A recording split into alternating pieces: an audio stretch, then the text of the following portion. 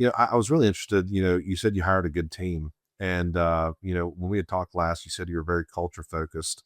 What, like, just describe to me what the hiring process looks like at your team, and how what's kind of some defining characters for your business that you look at.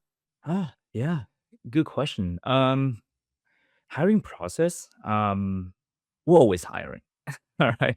Um, I think especially in the service space, I would say, hiring and talents is literally one of the most important things you need to have in place in order to grow and scale the company, right? It's not like a software companies where you maybe just have like 1 or 2 person team, and you can perhaps scale that to like multiple 7 figures ARR, right? With the service space, like you need to have talents, right? Whether it's some sort of like marketing online service or whether it's in person, like you just need to have talents unless you want to do everything yourself, which unscalable, right? So we're always hiring. We, like have job always gonna have job posting everywhere. We'll constantly have a team sourcing out, like talents, doing interview.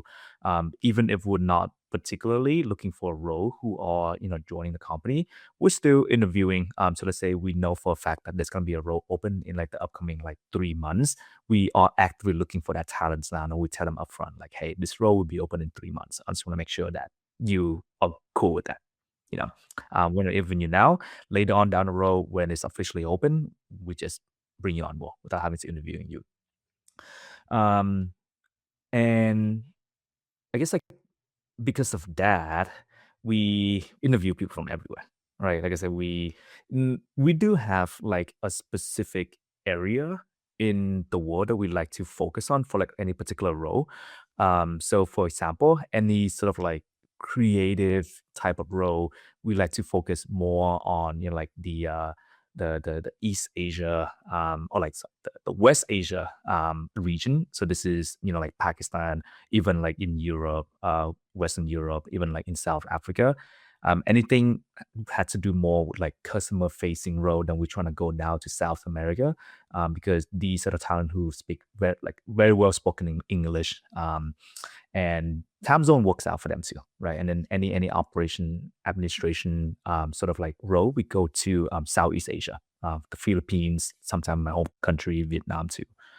Um, I think really the very few, like we have like different criteria for different role, but I think I tell I tell this to my hiring team, like there are really 2 criteria that you need to look for in the first round. Um, the first one is that person cannot be an idiot, right? Like, sorry for the lack of terminology, but you'll be surprised. Like, someone comes in, you ask them what's 1 plus 1, they're gonna tell you 3, right? You'll be surprised, all right? Like hey, just ask some basic question, right? If they really can't answer it, then unfortunately, that's not a good fit. Um, and really the other one is just don't be an asshole, right?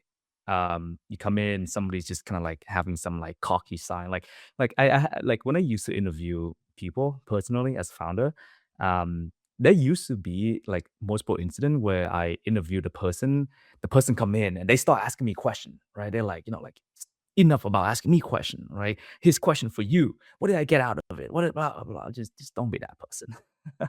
Right. Um, and I think my HR, my recruiting team is doing a pretty good job at like smelling like BS from like so far away now, right? So someone sometimes can come in, they might pretend they like a nice person, they're trying to like kiss butt, they're trying to like, oh, I love your company, I've been following you for like 3 years. And I was like, how you been following us for 3 years when we've only been around for 2 years? Right? So that kind of stuff. So yeah, I think those are the 2 criteria when I look for somebody onboarding with us. So it has to be like it cannot be an idiot. I'm sorry. But the second is it cannot be an asshole. Right. That's like the first 2 criteria. And then for each individual role, we also have like different criteria too.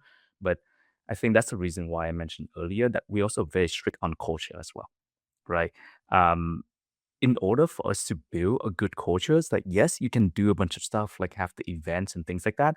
But the most important thing is you want to make sure the person you bring on board is aligned with what you believe onto. Does that make sense? Yeah.